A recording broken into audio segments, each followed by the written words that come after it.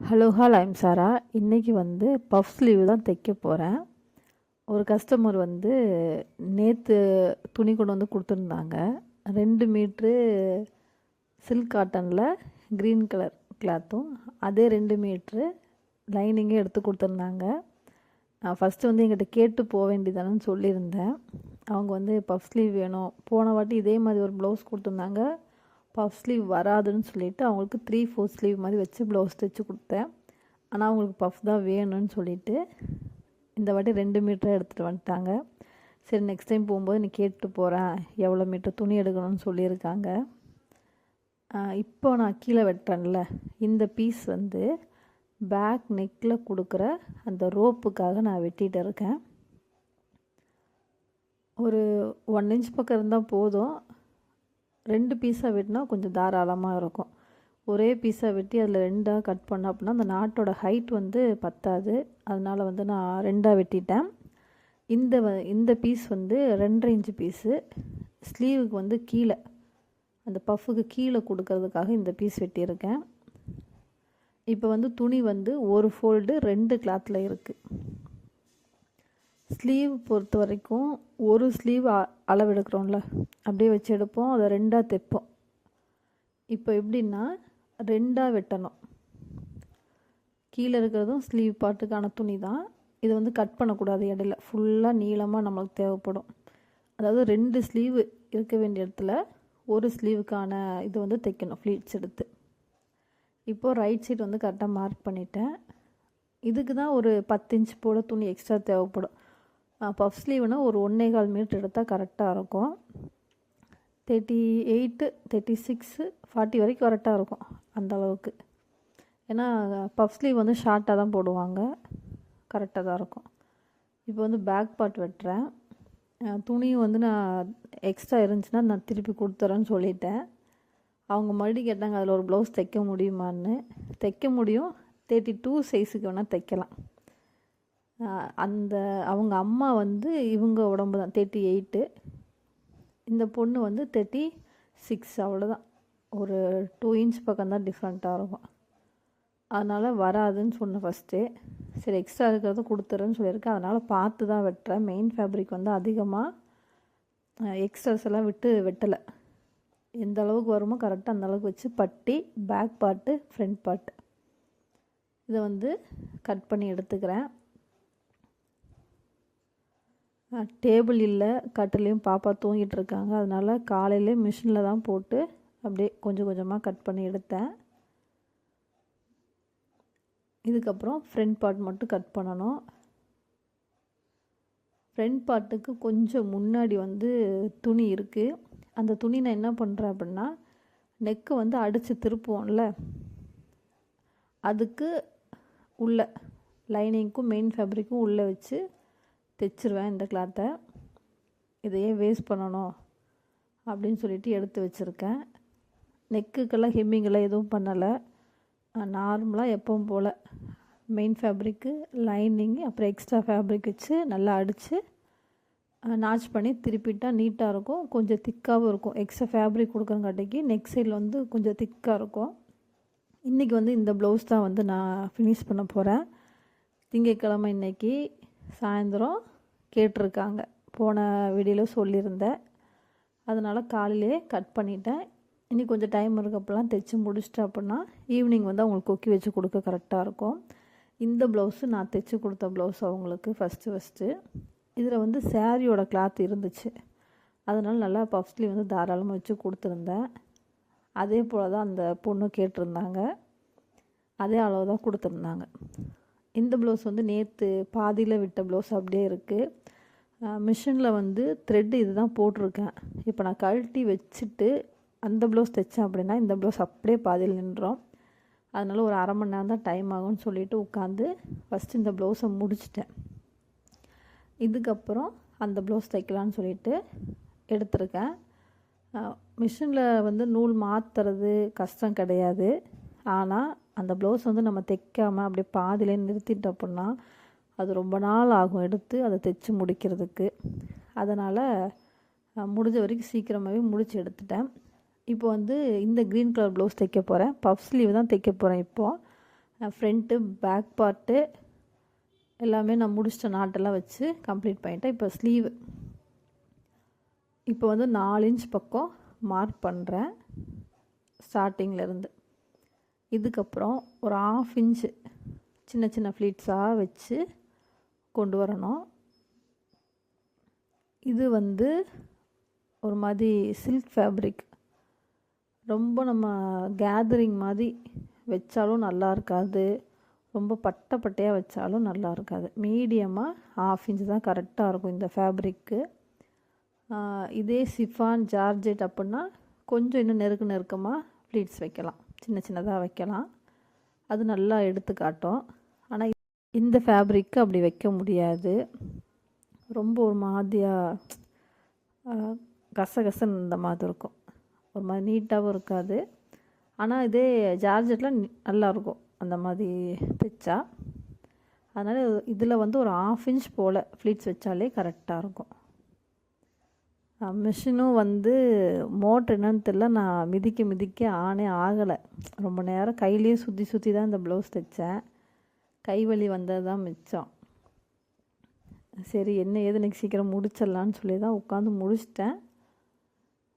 அந்த ஃப்ளீட்ஸ் வைக்கும்போது நம்மளுக்கு அந்த மிஷின் ரன் ஆகலை அப்படின்னா ரொம்ப கஷ்டமாக இருக்கும். கீழேயும் அந்த ஃப்ளீட்ஸை கரெக்டாக பிடிச்சி வச்சுருக்கணும், கையிலையும் நான் மிஷினை உட்காந்து சுற்றிட்டு இருக்கணும். இதுதான் இன்றைக்கி ஃபுல்லாக வேலையாக இருந்துச்சு இந்த ப்ளவுஸ் முடிக்கிற வரைக்கும். இனிதான் என்ன ஏதுன்னு பார்க்கணும், மிஷினில் அந்த மோட்ரு ப்ராப்ளமாக என்னென்னு பார்க்கணும், இல்லை பெடல் ப்ராப்ளமாக என்னென்னு பார்க்கணும். இப்போது குட்டி குட்டியாக ஃப்ளீட்ஸ் வச்சுட்டு இந்த லாஸ்ட் வரைக்கும் வந்துட்டேன். ஃபேப்ரிக் கரெக்டாக 2 கைக்கும் சேர்ந்த துணியாக இருக்கணும். அந்தளவுக்கு அகலமாக இருந்தால் தான் நம்மளால் அந்த ஃப்ளீட்ஸ் வச்சு கொஞ்சம் கொஞ்சமாக சுருக்கி கொண்டு வர முடியும். இப்போது கடைசியாக 4 இன்ச் மார்க் பண்ணி அங்கேயும் தைச்சி முடிச்சிட்டேன். இப்போ கீழ் பக்கமாக வரேன். இந்த இடம் தான் கரெக்டாக நோட் பண்ணணும். அதே 4 இன்ச்சில் தையல் கொண்டு வந்து நிறுத்தணும்.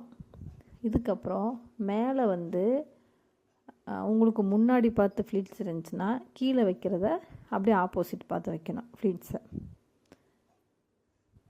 இப்போ நல்லா உங்களுக்கு தெரியும், மேலே வரும்போது நம்மளுக்கு ஏற்ற மாதிரி வச்சுட்டு வந்தேன். இப்போது இப்படி பார்த்த மாதிரி வைக்கிறேன், அப்படியே ஆப்போசிட் பார்த்த மாதிரி வைக்கிறேன். கரெக்டாக விழும், கரெக்டாக அந்த நேருக்கு நேர் அப்படியே கரெக்டாக அந்த ஃப்ளீட்ஸ் வந்து விழும். இப்படி வச்சாதான் பஃப் வந்து நல்லாயிருக்கும். இப்போ எனக்கு ரொம்ப பஃப்னு வேண்டாம், நார்மலாக இருந்தால் போதும் அப்படின்னா இதுவே ஓகே. இதிலே லாஸ்ட்டாக ஒரு டெக்னிக் வந்து சொல்லித்தரேன், எப்படி வந்து பஃப் வந்து நல்லா புஷ்ஷுன்னு இருக்கணும் அப்படின்னு சொல்லிட்டு லாஸ்ட்டாக சின்னதாக ஒரு இது ஆட் பண்ணியிருக்கேன், அதை கண்டிப்பாக பாருங்கள். இப்போ கீழேயும் அதே 1/2 இன்ச் போல் சின்ன சின்னதாக ஃப்ளீட்ஸ் எடுத்துகிட்டு அப்படியே கொண்டு வந்து இந்த லாஸ்ட்டில் அதே 4 இன்ச் போல் எடை விட்டு நிறுத்திடணும். அதோட அதுக்கப்புறம் ஃபுல்லாக தைச்சி கொண்டு வந்துடணும்.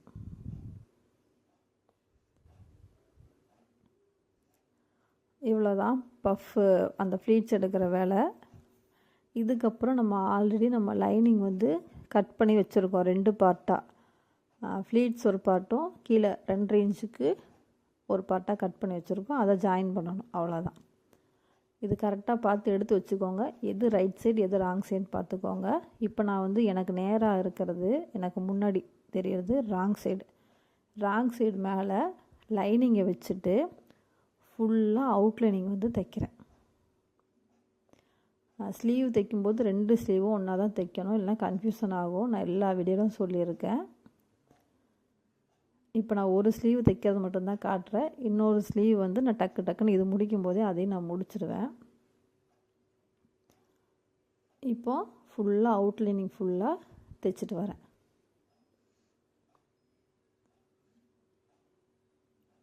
ஃபேப்ரிக் எடுக்கும்போதும் மெயின் ஃபேப்ரிக் ஒரு 1/2 இன்ச் எக்ஸ்ட்ராவே எடுத்துக்கோங்க. கரெக்டாக எடுத்தீங்க அப்படின்னா முன்ன பின்ன அட்ஜஸ்ட் ஆகும்போது ஸ்லீவோட நீளம் வந்து மைனஸ் ஆகிடும்.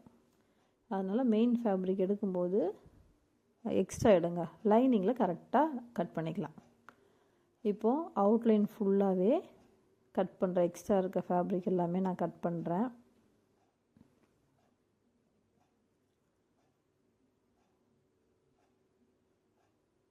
இது வந்து எப்பவும் போல் நம்ம ஸ்லீவ் அடிக்கிற மாதிரி அடித்தாச்சு.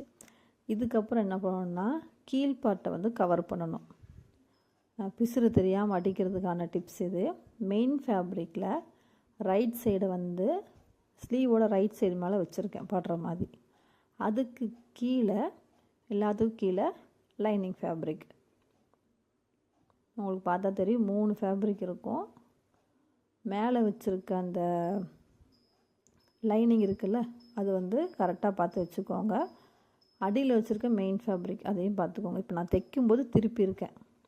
ரைட் சைடு வந்து மெயின் ஃபேப்ரிக்கில் படுற மாதிரி வச்சு தான் தைக்கணும். இப்போது இந்த ஸ்லீவும் தைச்சி முடிக்கிறேன் கீழ்ப்பக்கமாக. இதுக்கப்புறம் ஓப்பன் பண்ணி பார்த்தோம் அப்படின்னா பிசுறு வந்து உள்ளே இருக்கும். 2 சைடும் பார்த்திங்கன்னா இப்படி திருப்பும்போது பிசுறு வந்து உள்ளே போயிடும், பிரிஞ்சு வராது. ரொம்ப நாள் நல்லா ஸ்ட்ராங்காகவே இருக்கும். இப்போ வந்து ஓரத்தையல் போடுறேன். லைனிங் மேலே மட்டும்தான் போடுறேன். அடியில் இருக்க மெயின் ஃபேப்ரிக் அந்த 2 இன்ச் ஃபேப்ரிக் வந்து எடுத்து விட்டுட்டேன். ஸ்லீவ் சைடு எடுத்து விட்டுட்டு லைனிங் சைடில் மட்டும் தையல் போட்டு கவர் பண்ணிக்கிறேன். இப்போ மெயின் ஃபேப்ரிக் எடுத்து விட்டால் பிசுறு எல்லாமே உள்ளே போயிடும். நம்ம தைக்க வேண்டியது கூட கிடையாது. நல்லா நீட்டாக இருக்கும். இப்போ கீழே ஒரு 1/2 இன்ச் போல் கரெக்டாக தைச்சிட்டு வரேன். இது வந்து நம்ம மடித்து தைக்கிறதுக்காக. இல்லை நீங்கள் எக்ஸ்ட்ரா ஒரு ஃபேப்ரிக் போட்டு கவர் பண்ணி தைக்கிறதுனாலும் தைக்கலாம், ஹெம்மிங் பண்ணிக்கலாம். தையல் அந்த லைன் விழுறது வந்து பிடிக்கல அப்படிங்கிறவங்க வந்து கீழே வந்து 2 இன்ச் பீஸ் கொடுத்து மடித்து அடிச்சிக்கலாம். இல்லைன்னா இப்படியே நம்ம எப்போ போல் மடித்து அடிப்போம்ல சாரீ ஓரம்லாம், அந்த மாதிரி ஒரு மடிப்பு மடிச்சுட்டு இன்னொரு மடிப்பு அப்படியே மடித்தோம்னா இந்த மாதிரி பட்டையாக வரும். அப்படியே தைச்சிட்டு வரலாம். இது வந்து கொஞ்சம் க்ரிப்பாக பிடிக்கிறதுக்கு தான். இந்த மாதிரி கொஞ்சம் திக்காக இருந்துச்சுன்னா அந்த கையோட சுற்றில் வந்து க்ரிப்பாக பிடிச்சதுன்னா பஃப் வந்து நல்லா தூக்கி கொடுக்கும். அதுக்காக தான். இப்போது பஃப் ஸ்லீவ் வந்து எல்லாமே ரெடி ஆயிடுச்சு. நானும் ஸ்லீவ் வந்து ப்ளவுஸோடு நல்லா அட்டாச் பண்ணி சைடெல்லாம் ஜாயின் பண்ணி ஹூக்கெல்லாம் வச்சுட்டேன்.